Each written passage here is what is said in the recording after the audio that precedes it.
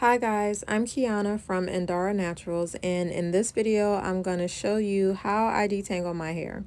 So the first thing that you want to keep in mind is that your hair is constantly shedding.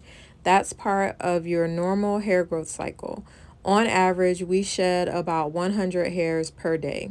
So if you wash your hair once a week or every 2 weeks or whatever your wash frequency is, you're going to have a lot of hairs that have shed from your scalp during that time between washes. If you have naturally straight hair, most of those shed hairs will just slide down the hair shaft and fall out. But if you have curly or kinky hair, those hairs are going to get stuck and they're going to stay in your hair and cause tangles until you comb them out. So the first thing that I'm doing is just running my hands down the length of my hair to remove any loose shed hairs that are ready to come out. At this point, I've already applied my pre-shampoo oil and my Ayurvedic clay mask, and I've put my honey hibiscus deep conditioner in and let it sit for 20 to 30 minutes. So now my hair is wet with the deep conditioner in and I'm ready to start combing. The comb that I'm using is called the Magic Star Jumbo Rake. I love it because it has very wide teeth and it's seamless, which means there are no rough edges that can snag my hair. It's also really sturdy. I've had this comb for at least 10 years and I drop it all the time. So I definitely recommend giving it a try if you're in the market for a new comb. The one that I have is the jumbo size, but it does come in a mini size that might work better for you if your hair is shorter. So now I'm starting to comb through the first section of my hair. You always want to detangle in small sections because that makes your hair easier to comb through and helps you to take your time and not be too rough on your hair. There's two things that I want to point out while I'm combing.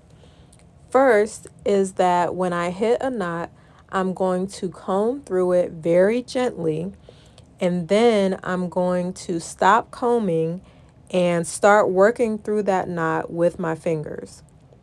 What I'm doing is gently separating the hairs and then removing the shed hair that was causing the knot. The second thing I want you to notice is how I'm holding my hair in one spot and then combing below where my hand is. That helps to keep me from yanking my hair too hard with the comb and pulling my hair out from the root. Remember, all we're doing here is removing the hair that has already shed. We don't want to pull out any healthy hair that's still attached at the root. Now, something that I've mentioned before in one of my blog posts is that your hair doesn't have to be 100% detangled at all times. I think this idea that we should be able to run our fingers through our hair without hitting any snags really causes us to end up damaging our hair by combing it too much and too roughly. Like I said, you don't want to pull out any healthy hair, but the longer you comb it, the more healthy hair is going to come out. So how do you know when to stop detangling? I usually base it on what kind of style I'm planning to do. If I'm going to put my hair into some big twists or braids for a twist out or braid out, then I'll go through each section with my big wide tooth comb and that's it, I'm done. My hair is not 100% tangle free, but I've done enough that I'll be able to easily style my hair. If I'm going to do some smaller braids or twists or cornrows, or if I'm going to blow dry my hair, then I'll go through each section again with a detangling brush. I have two detangling brushes that I use. The first is this Felicia Leatherwood detangler. It's similar to the Easy detangler, but it's a little bit more sturdy. And then I also use the Denman brush, which I think most naturals are familiar with. Both are really good for curl definition. For this video, I'm using the Felicia Leatherwood brush. So I'm just starting at the ends and working my way up to the roots. You can see that my curls are starting to pop. I still have conditioner in my hair and it's still wet, so the detangling brush is helping my curls to form.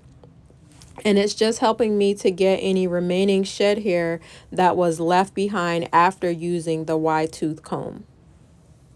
So with the wide tooth comb, you're not going to get every tangle out. You're not going to get 100% of the shed hair because the teeth are spaced so far apart, they're not able to catch everything.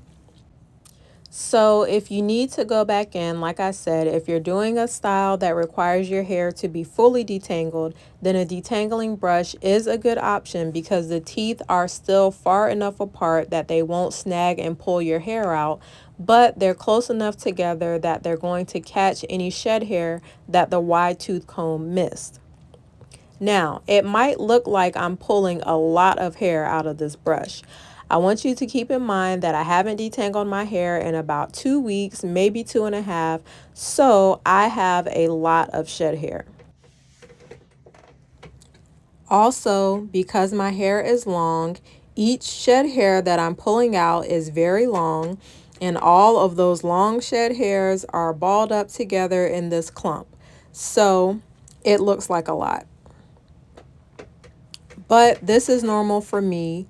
You would need to keep track of what's normal for you, and that way you'll know if your hair is shedding excessively. I know that for me, that's really not a lot of hair. I still have plenty of hair on my head, so I'm not worried. If you're starting to see more shedding than usual, or if you're starting to see that your hair is thinning, then that would be a cause for concern. But for me, that amount of shed hair is pretty normal. Again, I don't use the detangling brush every time I wash my hair. Most of the time, I only use the wide tooth comb, and then I put my hair into some braids or twists for a braid out or a twist out. When I use the wide tooth comb by itself, it takes me about 30 minutes to detangle all of my hair. If I go back through my hair with the detangling brush, it probably takes me another 20 to 30 minutes. So usually it's only 30 minutes that I'm spending detangling my hair. And then on special occasions when I'm using a blow dryer or I'm styling my hair in some small twists or braids, it might take me a little longer to detangle. But I never spend more than an hour detangling my hair. If your detangling sessions are taking 2 hours or 3 hours, then that is a sign that you need to change something in your regimen. It could be that your hair is not hydrated enough, in which case I recommend using our Repair and Restore bundle. The pre-shampoo oil, the clay mask, and the deep conditioner are all going to work together to get your hair nice and hydrated and moisturized. They're going to loosen up those shed hairs, soften up your hair, and make it a lot easier for you to detangle.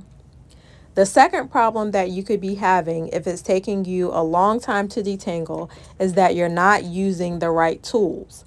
If you're trying to detangle your hair with a very small comb, or if you're starting with the detangling brush and skipping the wide tooth comb step, that will make it a lot harder for you to get through your hair efficiently. If you're not detangling in sections, that can also make it take longer. You really want to make sure that you're separating your hair into small sections, you're using the wide tooth comb first, and then you're going in with the detangling brush if needed. The last problem you could be having with your hair that's causing it to take up too much of your time is that you're not detangling often enough. If you're wearing braids or other protective styles for weeks at a time and you're going more than 2 weeks without detangling, what you're doing is allowing that shed hair to build up at the roots and get tangled around itself, which causes your hair to become matted and makes it really difficult to work through.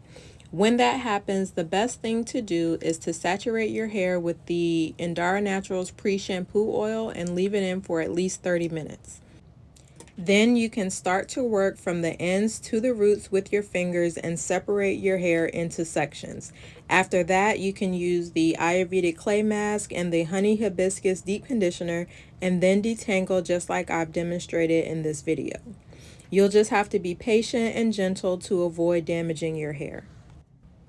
All right, so I hope you found this video helpful. And as always, if you have any questions, you can email me at contact@endaranaturals.com.